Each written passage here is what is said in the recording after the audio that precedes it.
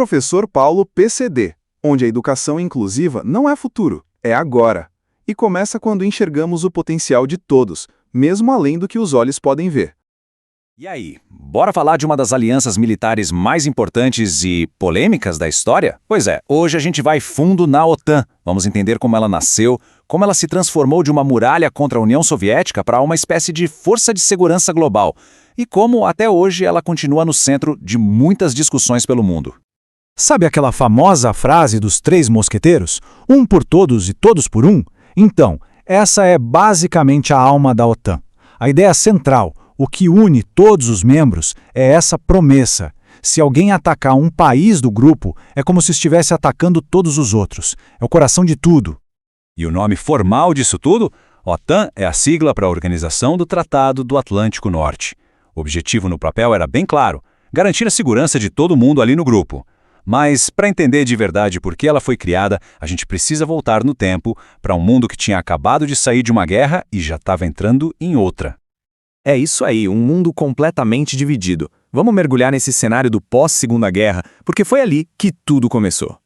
A gente tinha basicamente dois times. De um lado, o bloco capitalista, com os Estados Unidos na liderança, defendendo a ideia de democracia e economia de mercado. E do outro, o bloco socialista, chefiado pela União Soviética, com a bandeira do comunismo. Essa briga, essa rivalidade, não foi coisa de um ano ou dois, não.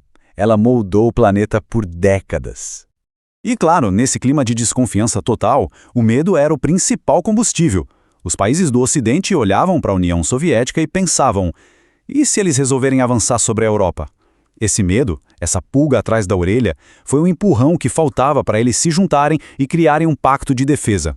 E foi o que aconteceu. Em 1949, o papel foi assinado. Nascia oficialmente a OTAN, uma resposta direta a essa tensão toda da Guerra Fria. E eles montaram um quartel-general lá em Bruxelas, na Bélgica.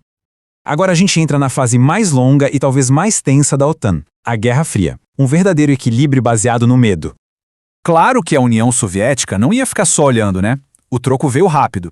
Em 1955, eles criaram o Pacto de Varsóvia, que era basicamente a OTAN do lado deles, juntando as nações socialistas. Pronto, o tabuleiro de xadrez estava completo, com dois exércitos gigantescos se encarando no meio da Europa. E aqui vem a parte mais maluca dessa história. Apesar de toda essa tensão, o mundo não explodiu numa terceira guerra mundial. Por quê?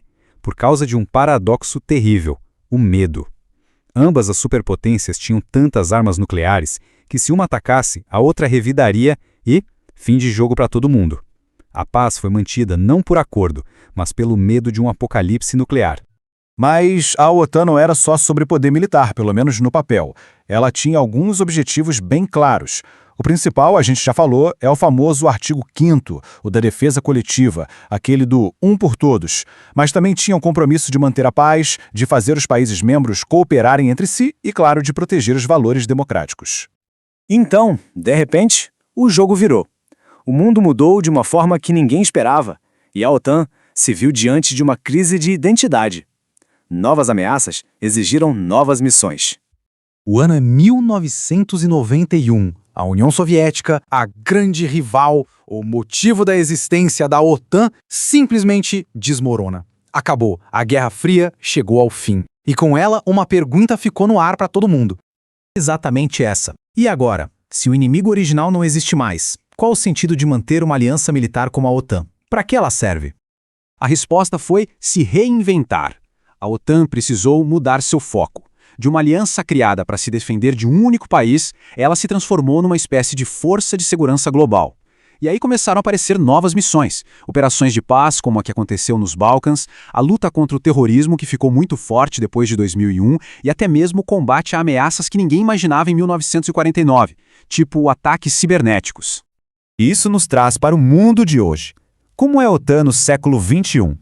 Bom, lá no comecinho, em 1949, eram apenas 12 países, um grupo bem menor. E hoje, salto para 32 países membros, ou seja, a aliança cresceu, e muito.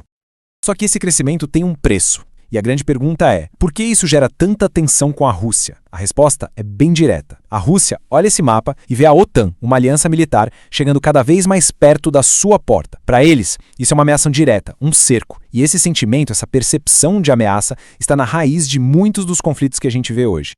E os problemas não acabam aí. O mundo de hoje é muito mais complexo. A OTAN tem que lidar com guerras acontecendo agora, como na Ucrânia, com as tensões crescentes não só com a Rússia, mas também com a China, com ameaças que são totalmente novas, como guerra digital, desinformação e até mesmo os impactos das mudanças climáticas na segurança. É uma lista bem grande.